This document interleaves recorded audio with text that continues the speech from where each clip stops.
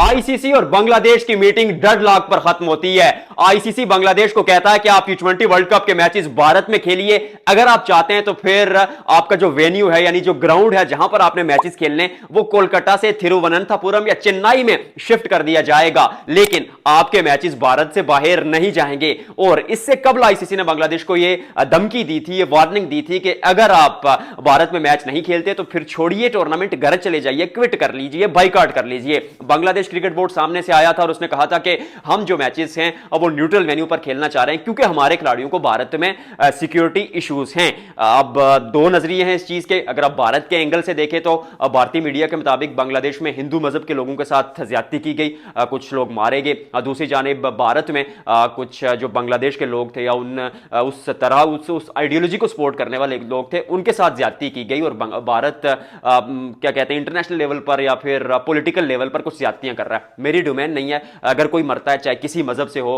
किसी कम्युनिटी से हो, किसी रंग का हो, किसी नस्ल का हो, हम उसके साथ खड़े हैं और that shouldn't been happen at any stage, चाहे वो दुनिया के जिस भी हिस्से में हो। एज अ ह्यूमन हम उसके हक में नहीं है। That is done and dusted और आई एम श्योर कि जो आप लोग हैं वो भी इसी पर होंगे। लेकिन चले वो इशू हो गया और आईसीसी के कानून के मुताबिक ये होता है कि अगर आप दो मुल्कों के ताल्लुकात आपस में अच्छे नहीं है तो आप किसी न्यूट्रल वेन्यू पर मैच खेल सकते हैं जैसे पाकिस्तान और भारत खेलते हैं। लेकिन इसमें एक लॉजिस्टिक इशू है कि पाकिस्तान और भारत का जो फैसला हुआ था वो 2025 चैंपियंस ट्रॉफी का शेड्यूल आने से पहले हुआ था, यानी शेड्यूल अभी आया नहीं था तो आपने वो जो सारा सिनेरियो था वो डिस्कस कर लिया था। इवन 2023 में तो पाकिस्तान गया था भारत खेलने, 2023 के वर्ल्ड कप में भारत नहीं आया था। 2023 के एशिया कप में पाकिस्तान में जो हो रहा था उसमें भारत नहीं आया था, जबकि 23 के वर्ल्ड कप में पाकिस्तान गया था। फिर मोहसिन नकवी साहब आते हैं, डंके की चोट पर बात करते हैं, भारत आगे मौकफ मानता है क्योंकि इंडिया ने 2025 में पाकिस्तान नहीं आना था। तो फिर 26 का जो वर्ल्ड कप था और 25 का जो वुमेन्स वर्ल्ड कप था उसके लिए ये हाइब्रिड मॉडल बनाया गया था। अब कुछ खबरों के मुताबिक 2026 के बाद भारत तो फिर नहीं मानेगा, वो कहेगा कि पाकिस्तान आए हम ना जाए, लेकिन we shall find out it. अब आगे क्या होता है।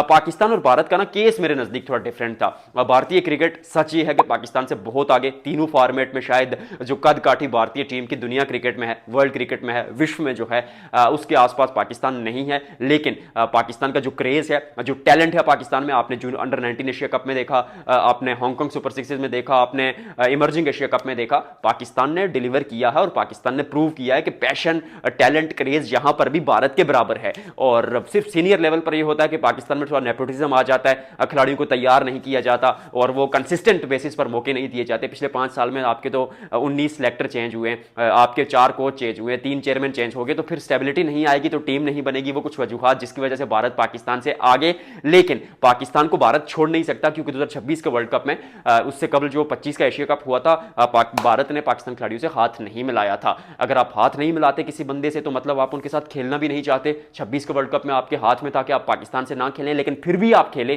क्योंकि आपको पता है जो रेवेन्यू जनरेट होता है वो पाकिस्तान के थ्रू होता है। ताली मैंने उस दिन में कहा था दोनों हाथों से बजती है, एक हाथ जितना मजबूत, जितना तगड़ा हो, एक हाथ से कभी ताली नहीं बजती। तो पाकिस्तान को इस बार भी अपने ग्रुप में रखा है और पाकिस्तान इंडिया का match, I mean revenue, broadcasters की चांदी उसी मुकाबले से होती है। तो पाकिस्तान का कद काट इस वजह से वो ऊपर। और अगली जो चीज है वो बड़ी दिलचस्प है कि क्या बांग्लादेश न्यूट्रल वेन्यू पर मैचेस शिफ्ट करा पाएगा। मुझे लगता है एट दी एंड शायद बांग्लादेश ये मुकाबले खेल ले क्योंकि श्रीलंका में ऑलरेडी चीज़ें सेटल्ड हैं। ठीक है वहां पर पाकिस्तान मैचेस खेल रहा है, ब्रॉडकास्टिंग का भी इशू नहीं है, आप वहां पर आएंगे, लेकिन लॉजिस्टिक जो इशूज हैं वो लॉजिस्टिक जो इशू है वो ये है कि बहुत बार बता चुका हूं कि इंग्लैंड ने 11 फरवरी को मैच खेलना है, फिर मुंबई में, वहां से फिर वो 14 फरवरी को मैच खेलने आएंगे कोलकाता जो बांग्लादेश के साथ मैच है, फिर 26 फरवरी को उन्होंने एक और मैच खेलना है कोलकाता में। अब देखिए ना अगर वो 14 फरवरी वाला मैच भारत से बाहर के ही चला जाता है श्रीलंका में या पाकिस्तान में, इवन जो लोग कह रहे हैं, तो फिर मुझे ऐसा लगता है कि इंग्लैंड की टीम के लिए बहुत फटीग एलिमेंट हो जाएगा। वो 15 को वापस आके एक दिन बाद नहीं मैच खेल सकते।